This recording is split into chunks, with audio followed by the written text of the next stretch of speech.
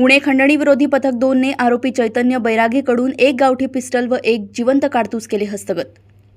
8 November रोजी खंडणी विरोधी पथक 2 गुन्हे शाखा पुणे शहर हे पोलीस आयुक्तालयाच्या हद्दीमध्ये कोम्बिंग ऑपरेशन दरम्यान पेट्रोलिंग करत असताना पोलीस अंमलदार सुरेंद्र जगदाळे व प्रशांत शिंदे यांना गोपनीय बातमी मिळाली की रेकॉर्डवरील गुन्हेगार चैतन्य बैरागी हा निलायम ओव्हरब्रिज जवळ उभा राहून त्याच्याजवळ पिस्टल आहे।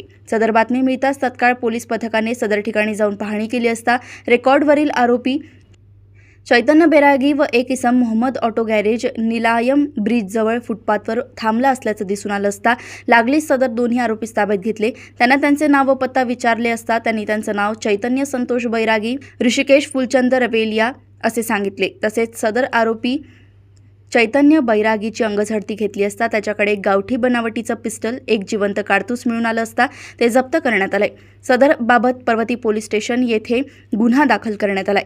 सदर आरोपींकडे अधिक तपास केला असता आरोपी चैतन्य बैरागी याच्यावर फरासखाना पोलीस स्टेशन व पर्वती पोलीस स्टेशन येथे 2 गुन्हे दाखल आहेत। तसेच आरोपी ऋषिकेश रवेलिया याच्यावर मुकासारखे गंभीर गुन्हे दाखल असून फरासखाना पोलीस स्टेशन व विमानतळ पोलीस स्टेशन येथे एकूण 3 गुन्हे दाखल आहेत। पुणेतून सहसंपादक रणजित मस्के यांची रिपोर्ट।